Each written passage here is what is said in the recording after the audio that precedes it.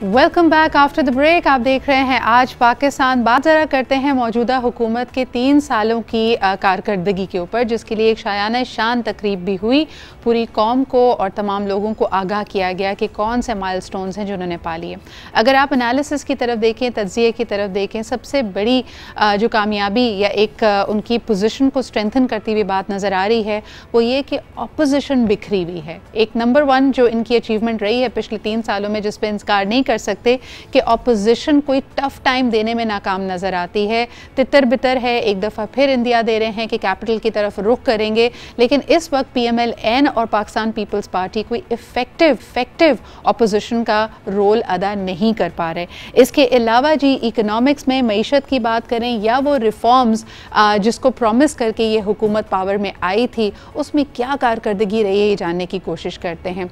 हर चीज़ में हमें mixed reactions नज़र आ रहे हैं। लोग कह रहे हैं कि पंजाब की लीडरशिप से बहुत उम्मीदें थीं और 3 साल गुजर जाने के बावजूद भी ऐसा लगता है बुज़दार साहब की जो लीडरशिप है वो काफ़ी लैक लस्टर है। यहाँ तक कि अपनी senior leadership of PTI would also like to see the change, लेकिन प्राइम मिनिस्टर इमरान खान साहब को अभी भी बुज़दार साहब की सलाहियतों पर पूरा यकीन है।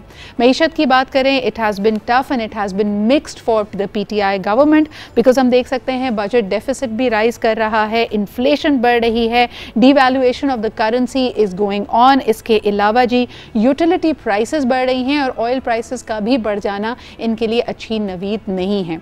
फॉरेन पॉलिसी फ्रंट पे भी ऐसा नज़र आता है कि मिक्स्ड रिएक्शंस हैं। इस हुकूमत ने बड़ा एक ठोस कदम या एक विजन का ऐलान किया था कि जी अब हम जियो पॉलिटिक्स के बजाय जियो इकोनॉमिक्स की तरफ शिफ्ट करेंगे। इस बात में देखेंगे कि क्या म्यूचुअल फ़ायदा उठाया जा सकता है बायलैटरल ट्रेड और मल्टीलैटरल ट्रेड से, लेकिन अनफॉर्चुनेटली पेंडेमिक की वजह से ये भी काफ़ी हद तक अफेक्टेड रहा।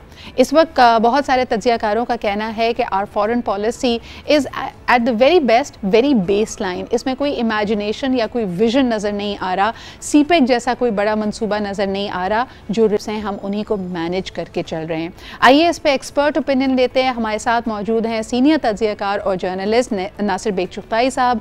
अस्सलाम वालेकुम NBC and a very good morning to you. Morning. क्या हाल चाल है सर? पहले तो ये बताइए, ये जो 3 साल कारकर्दगी के लिए एक तकरीब मुनक्किद की गई थी, क्या आप उसमें मौजूद थे और उसमें क्या कुछ देखा आपने या क्या कुछ पाया, अगर आपने हमारी तरह TV पे ही देखा है उसको? मैंने भी TV पर देखा, सुना है जी, क्योंकि ऑन ग्राउंड तो मुझे कुछ नजर नहीं आता। ऑन ग्राउंड जो बातें वो वहाँ कर रहे थे जी, कितना तरक्की हो गई, इतना शादाबी आ गई, इतनी हरियाली आ गई, तो ऑन ग्राउंड तो आई स्वेयर मुझे नजर नहीं आता। NBC हरियाली के लिए तो तस्वीरें हैं, एक पहाड़ी है जिस पे कोई दरख्त नहीं था, फिर उसके बाद दिखाते हैं कि जी 3 सालों में वो सरसब्ज शादाब हो गया। इसके अलावा कहीं हरियाली आई है?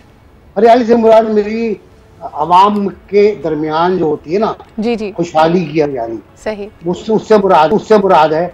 मैं दरख्तों की बात करता हूँ, मैं खुद दरख्त लगाता हूँ, मुझे बड़ा शौक है, लेकिन वो मेरा फारिग टाइम में होता है वो खुशहाली। सर शुरुआत करते हैं पेंडेमिक से, क्योंकि तमाम हुकूमतों के लिए सबसे बड़ा चैलेंज यही रहा। पिछले हफ्ते पाकिस्तान ने 5 करोड़ वैक्सीनेशंस को एडमिनिस्टर कर लिया, जो कि एक मेजर फीयर था। कैसे देखते हैं इस मौजूदा हुकूमत ने पेंडेमिक को कैसे संभाला है या उसके लिए कैसे स्ट्रेटेजाइज किया?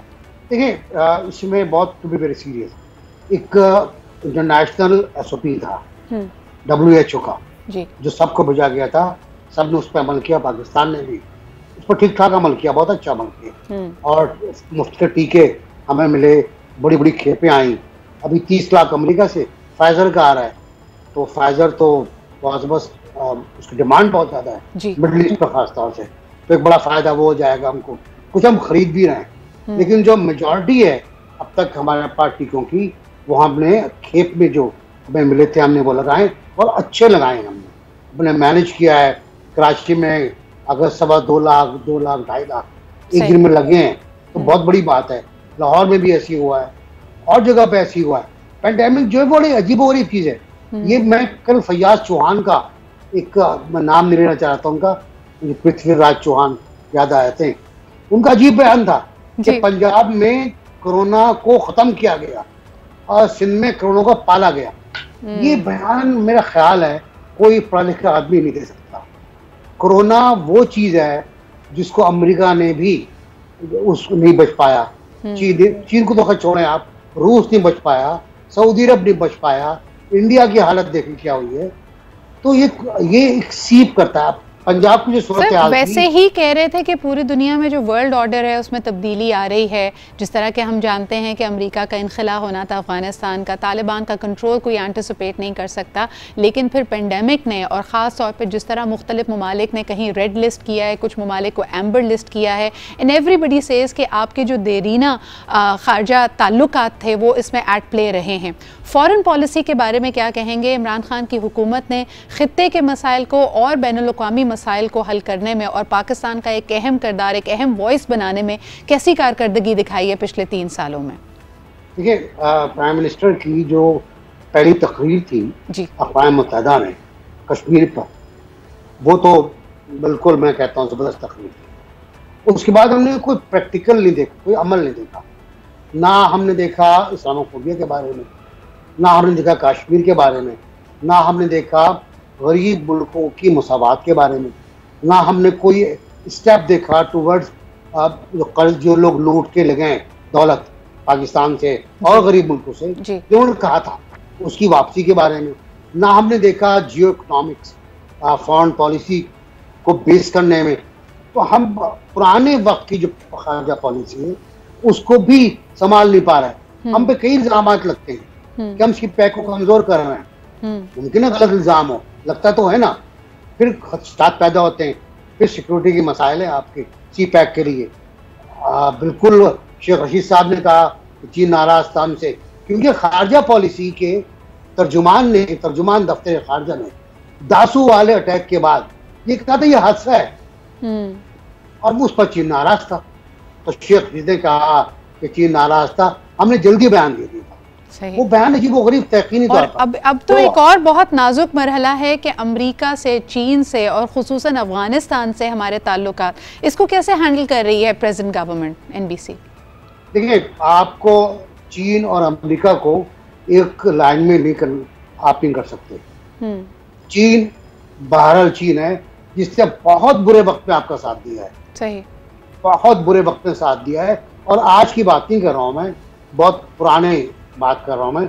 जुल्फ़िकार अली भुट्टो से अगर शुरू करें आप, भुट्टो साहब बानी थे ना चीन की पॉलिसी के, उस वक्त वजीर आपाशी हुआ करते वाले, उससे लेकर आज तक अगर आप चलें तो चीन आपके साथ रहा है और उसने आपको मशवरे बहुत अच्छे दिए, आपकी मदद बहुत की है, फाइनेंशियल भी और सियासी भी। आपको बचाया है ह्यूमन राइट्स में, आपको बचाया है सिक्योरिटी काउंसिल में वीटो करके, कई बार बचाया आपको।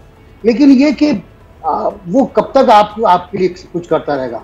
फिर अगर आप उसको अमेरिका के साथ बराबर ताल्लुक रखना चाहें तो मुमकिन नहीं हो सकता वो। So it is going to be a tough call for Imran Khan साहब। सर, ज़रा इंटरनल पॉलिटिक्स की तरफ से आ जाते हैं। पर्टिकुलरली पीटीआई की हुकूमत सूबा पंजाब में, पाकिस्तान का सबसे बड़ा सूबा आबादी के लिहाज से, पहले ही साल में पीटीआई गवर्नमेंट ने कहा कि जी फिस्कल डेफिसिट में चला गया है। जो तमाम मंसूबे गुज़िश्ता हुकूमतों ने शुरू किए थे उसके लिए, उसको सपोर्ट करने के लिए लिक्विडिटी मौजूद नहीं है और फाइनेंशियल जो रिसोर्सेज हैं वो मिसमैनेज किए गए हैं। आज 3 साल के बाद आप किस तरह देखते हैं कि पंजाब में पीटीआई की हुकूमत संभाल पाई है पंजाब को? नहीं, मेरा ख्याल है नहीं, वो खराब कर दिया है। अभी मैं लाहौर गया था पिछले दिनों, मुझे वो लाहौर नजर नहीं आया। सॉरी टू से, मेरा कोई मोहब्बत का रिश्ता नहीं है मुस्लिम लीग से या पीपल्स पार्टी से, बल्कि रिश्ता तो पीटीआई से था हमारा मोहब्बत का, कि वो लाहौर नहीं रहा जो पहले था, जो हम जाया करते। मैं रहा हूँ लाहौर में, 1.5-2 साल में रहकर आया हूँ। गुलबर्ग में रहता था मैं, गुलबर्ग 3 में। को खूबसूरत जगह। अब वो और अगर जाएं तो गंदा होने लगता है बाज़ औक़ात। सर, इसकी वजह क्या देखते हैं? एक बड़ी हैरत ज़दा बात ये लगी कि कैबिनेट काफ़ी दफ़ा शफल हुई है पिछले 3 सालों में। तो ये वाकई ये कहना सही है कि इमरान खान साहब बड़ा क्लोजली मॉनिटर करते हैं अपने कैबिनेट मेंबर्स को, अपने मिनिस्टर्स को, अगर वो परफॉर्म नहीं करते तो बदल देते हैं। अगर ऐसी बात है तो फिर कई दफ़ा ये डिमांड की गई कि चीफ मिनिस्टर पंजाब, और ये चहमगोइयाँ भी हुई, लोगों के खदशात भी थे कि शायद इसमें तब्दीली हम देखेंगे, लेकिन वो तब्दीली आई नहीं। कैसे देखते हैं इस कैबिनेट शफलिंग को आप? जिद की मसला होता है जी, अन्ना का मसला होता है। रिशफल तो पंजाब में इतनी बार हुआ है कि अब याद नहीं। कैबिनेट को छोड़ दें आप, chief secretary, secretaries, commissioner, डीआईजीज, IGs, इतनी बार तब्दीली में गिनती, पहले हम गिनती गिनते थे इतनी बार हो गया, अब वो भी याद नहीं, वुज़रा एट विल हटा दिए जाते हैं। ऐसी फेडरल गवर्नमेंट में सूरत हाल है तो फेडरल गवर्नमेंट में कोई टिक के काम नहीं कर पा रहा है अपनी जगह पर। कितने वुज़रा इत्तलात आए हैं, कितने सिवाय वजीर खारजा के, जो वजीर उमूर खारजा कम चलाते हैं, और कोई ऐसा नहीं है जो मुस्तकिल हो। मतलब अच्छा, तो इतनी तमाम तर खामियों और कमियों के बावजूद एनबीसी एक मुत्तहिद और मजबूत ऑपोजिशन का सामना क्यों नहीं है? यानी ये तमाम तो वो एक आपने जिस तरह कहा कि ये जो तमाम परफॉर्मेंस के लूप होल्स हैं, इस पर तो ऑपोजिशन को बड़ा टफ टाइम देना चाहिए खान साहब को। वो खुद बिखरी बिखरी क्यों नजर आती है? देखिए, अपोजिशन ने टफ टाइम दिया था, आपको याद होगा, और खान साहब घबरा गए थे, खान साहब परेशान हो गए थे। और उसके बाद मौलाना फजल रहमान का मुझे पता नहीं वो बयान क्यों आया, कैसे आया, लॉन्ग मार्च से 2 दिन पहले कि पहले इस्तीफे दें पार्लियामेंट से, फिर लॉन्ग मार्च होगा। उसके बाद अपोजिशन बिखरती चली गई, और वो किसकी हिकमत अमली थी मुझे नहीं पता। मौलाना ने वो बयान क्यों दिया, ना मुझे पता है, ना किसी और को पता है, पीपल्स पार्टी को भी नहीं पता, शहबाज शरीफ को भी नहीं पता। वो तो खुद इख्तलाफ करते हैं, वो चाहते हैं पीपल्स पार्टी आए। मौलाना ने कल एक जुमला कहा, बड़ा तारीखी जुमला है, मिला के पढ़ेंगे उसको हम, कि पीपल्स पार्टी ने पीडीएफ की पुष्ट पे खंजर घोंपा, लेकिन हम पीपल्स पार्टी के खिलाफ मुहाज नहीं खोलेंगे। सही सही, क्या कहना चाह रहे थे आप? यानी इनके अंदर भी दरारें हैं, लेकिन the state seem to be set. NBC, बिल्कुल, this is all the time we have. Thank you so much for making time for us. आपने इंडिया दिया, लेकिन इस पे एक डिटेल डिस्कशन हमारी ड्यू है। 2 साल रहते हैं जी मौजूदा हुकूमत के पास before we head into elections, और बहुत अहम है कि इस वक्त को रीपर्पस करके एक ख़ास हिकमत अमली के तहत गुजारा जाए, ताकि रियासत का, हुकूमत का और खुसूसन PTI का भी फ़ायदा हो सके once they go back to the ballot boxes to ask for votes. इसी के साथ हम लेते हैं एक छोटा सा break. Will be right back.